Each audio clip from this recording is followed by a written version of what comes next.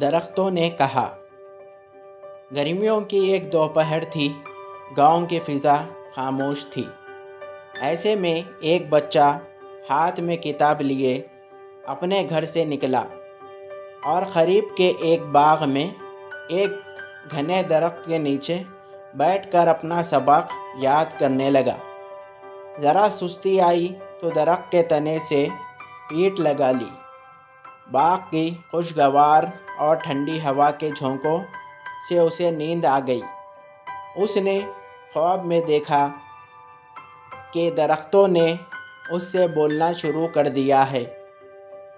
وہ جس درخت کے نیچے تھا اس نے کہنا شروع کیا، میرے ننھے دوست، اللہ تعالیٰ نے جہاں تمہیں اور بہت سی نعمتیں، ہوا، پانی اور دھوپ وغیرہ عطا فرمائے ہیں، وہاں اس نے ہمیں بھی تمہاری خدمت پر مامور کیا ہے۔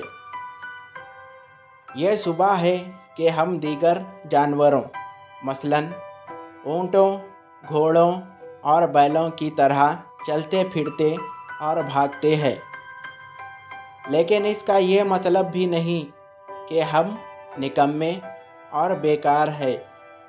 گرمی کے موسم میں جب تم اسکول سے گھر آتے ہو تو ہم راستے میں تم پر سایہ کرتے ہیں۔ جب تمہیں کوئی حفاظت کی جگہ نہیں ملتی تو سیدھے ہماری طرف بھاگے آتے ہو۔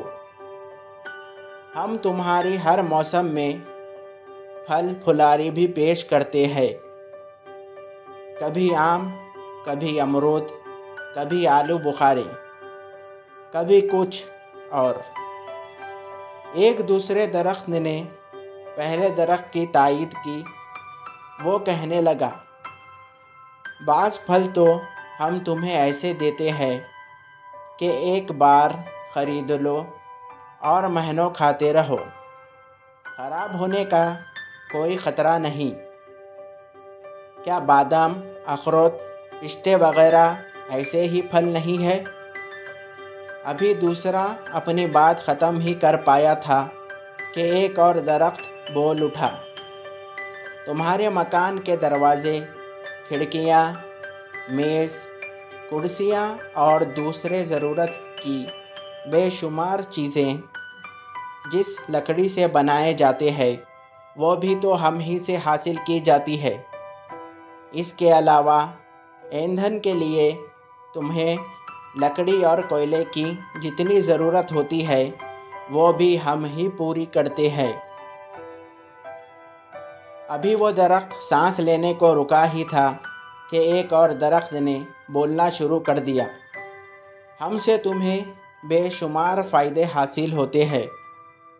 یہ ربڑ جس سے تم اپنے غلط الفاظ اور ہند سے مٹاتے ہو، اور یہ گوند جس سے تم اپنی کاپیوں میں خوب تصویریں چپکاتے ہو، ہم ہی نے تو تمہیں دی ہے۔ اور یہ کاغذ، پہلے درخت نے اس کی بات کو آگے بڑھاتے ہوئے کہا،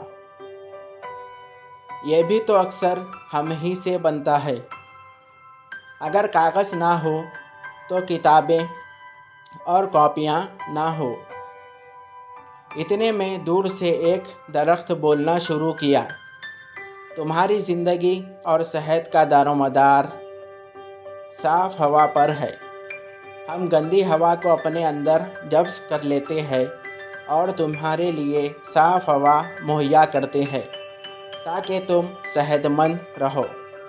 پاس ہی سے ایک نوجوان درخت بھی بولا، بارش میں بھی ہماری وجہ سے ہوتی ہے، جس سے موسم خوشگوار رہتا ہے، زمین خوبصورت نظر آتی ہے، پرندے بھی ہم پر بسیرا کرتے ہیں، یہاں تک کہ ہم بیماری میں بھی تمہارا ساتھ نہیں چھوڑتے۔ ہماری ہی پھلوں، پھولوں، پتیوں، جڑوں اور چھال سے دوائیں بنتی ہیں، جنہیں پی کر تم دوبارہ بھلے چنگے ہو جاتے ہو۔